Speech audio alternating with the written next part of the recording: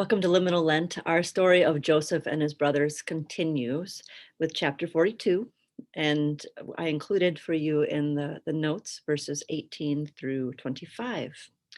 Um, this is when Joseph's brothers go to Egypt, and because they're also hungry, and Joseph kind of puts them to the test to see how they would respond.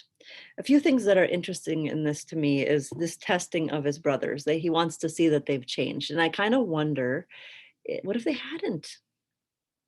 Would that mean that their families starve? That he wouldn't be merciful? That they must show that they've repented? They must show that they've changed their ways.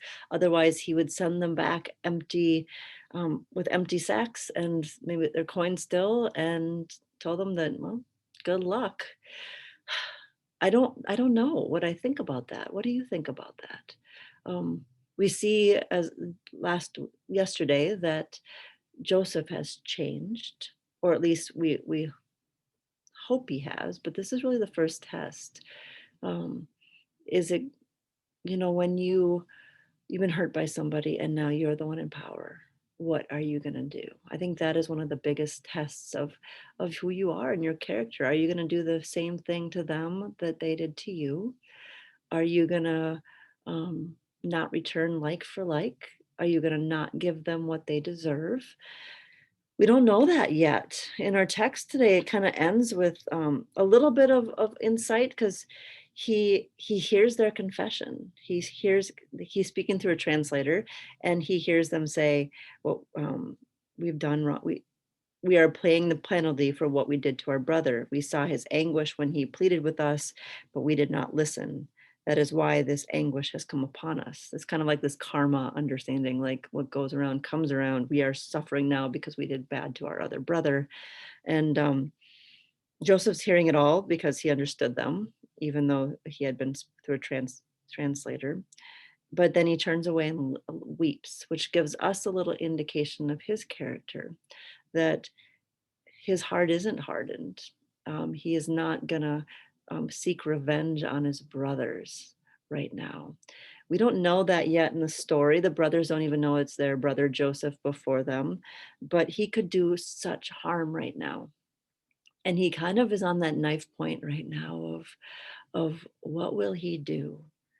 We see his true feelings, and they've confessed, but he wants to know that they've changed.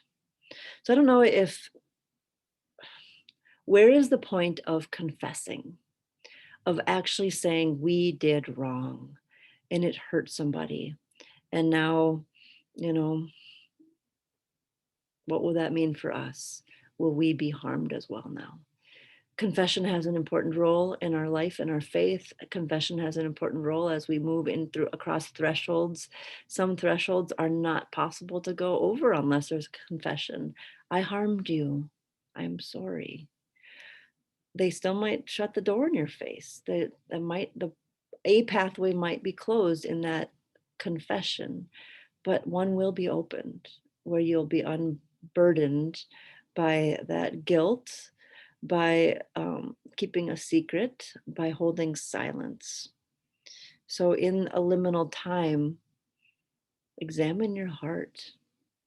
Examine what frustrates you and where you want to make people suffer or feel bad. And the whole adage, I'm pointing my finger at you, but really there's more pointing back at me. Joseph is in power now, not his brothers, and there's a reckoning. What is the reckoning in your life? What reckonings have you brought into other people's lives? Have you changed in ways that you've demanded others to change? Are you demanding others to change so that you can stay the way you are now? In Lent, we're called to examine ourselves, to look at ourselves in the mirror, in the eyes, and see what we see. But we're not kept there. God, who is faithful and just, knows us and changes our hearts.